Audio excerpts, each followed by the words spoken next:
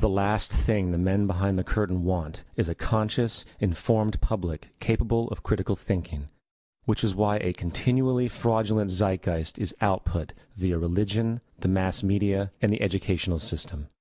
They seek to keep you in a distracted, naive bubble, and they are doing a damn good job of it. In 2005, an arrangement between Canada, Mexico, and the United States was made. This arrangement, unannounced to the public, unregulated by Congress, merges the United States, Mexico, and Canada into one entity, erasing all borders. It's called the North American Union, and you might want to ask yourself why you've never heard of this. In fact, there is only one mainstream reporter who has actually heard of and has had the courage to cover this issue. The Bush administration's open borders policy and its decision to ignore the enforcement of this country's immigration laws is part of a broader agenda. President Bush signed a formal agreement that will end the United States as we know it, and he took the step without approval from either the U.S. Congress or the people of the United States. It's a deal that few have even heard of. It's being done again by very few people at the very top on behalf of the investment class, but the working class of people, political officials across our country, from communities, from cities and so forth, they don't know anything about this. This isn't some trade agreement. It is a total removal of sovereignty from these countries, which will also result in a completely new currency called the Amero. Fall. Apart from that, I think one thing people who are dollar-based need to focus on is the Amero. That's the one thing that nobody's talking about that I think is going to have a big impact on everybody's life in Canada, the U.S., and Mexico. The Amero is the proposed new currency for the North American community, which is being developed right now between Canada, the U.S., and Mexico to make a borderless community, much like the EU, and the dollar, Canadian dollar, U.S. dollar, and the Mexican peso replaced by the Amero. By default of this agreement, the American Constitution will eventually be obsolete. You would think that a situation like this would be on the cover of every major newspaper. That is until you realize that the people who are behind this movement are the same people behind the mainstream media, and you are not told what you're not supposed to know. The North American Union is the same concept as the European Union, the African Union, and the soon-to-be Asian Union, and the same people are behind all of them. And, when the time is right, the North American Union, the European Union, the African Union, and the Asian Union will be merged together, forming the final stages of a plan these men have been working on for over 60 years. A one-world government.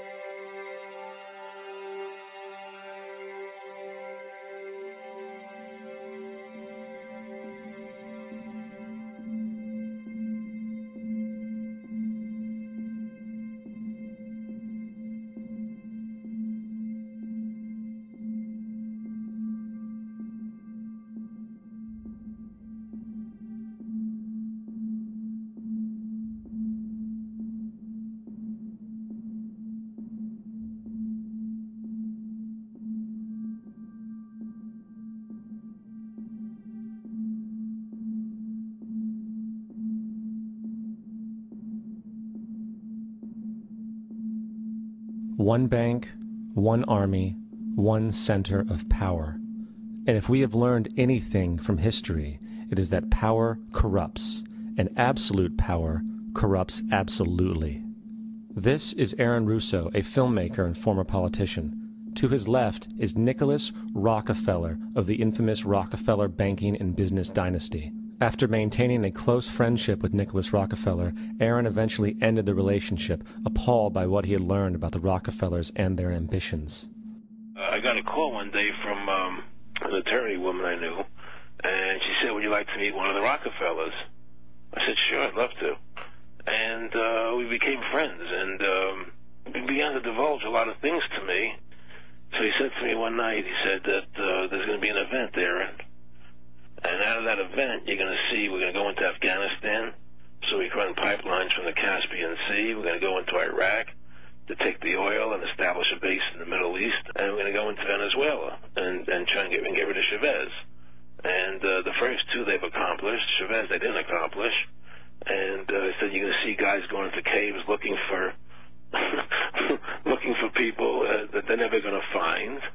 You know, he was laughing about the fact that you have this war on terror. There's no real enemy. He's talking about how by having this war on terror, you can never win it because so it's an eternal war. And so you can always keep taking people's liberties away. And I said, how are you going to convince people that this war is real? He says, but the media can convince everybody it's real. I mean, you know, it's just that you keep talking about things. You keep saying it over and over and over again, and eventually people believe it. You know, you created the Federal Reserve in 1913 through lies. You create 9/11, which is another lie.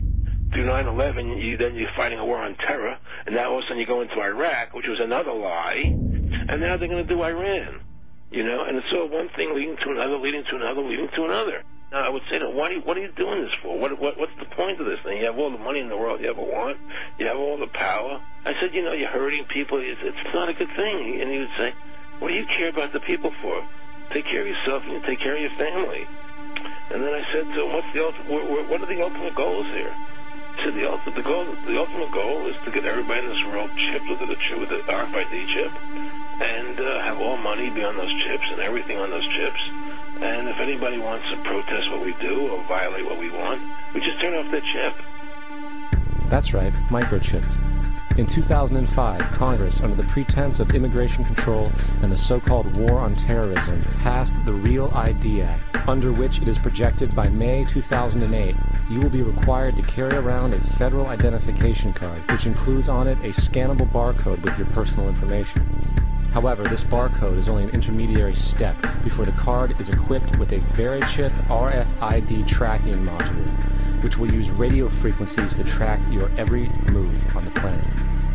If this sounds foreign to you, please note that the RFID tracking chip is already in all new American passports. And the final step is the implanted chip, which many people have already been manipulated into accepting under different pretenses. We have a Florida family who are really pioneers in a brave new world. They have volunteered to be the first ever to have microchip identification devices implanted into their body. After 9/11, I was really concerned with the security of my family. I wouldn't mind having something planted permanently in my arm that would identify me. In the end, everybody will be locked into a monitored control grid where every single action you perform is documented. And if you get out of line, they can just turn off your chip, for at that point in time, every single aspect of society will revolve around interactions with the chips. This is the picture that is painted for the future if you open your eyes to see it.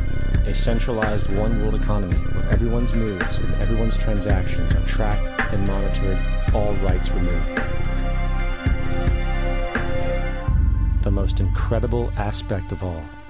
These totalitarian elements will not be forced upon the people. The people will demand them.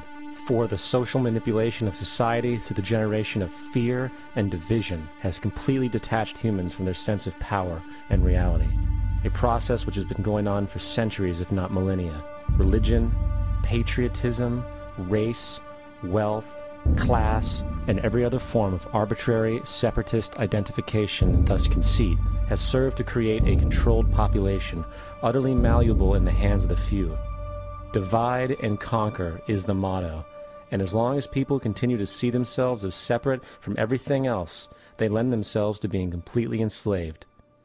The men behind the curtain know this, and they also know that if people ever realize the truth of their relationship to nature, and the truth of their personal power, the entire manufactured zeitgeist they prey upon will collapse like a house of cards.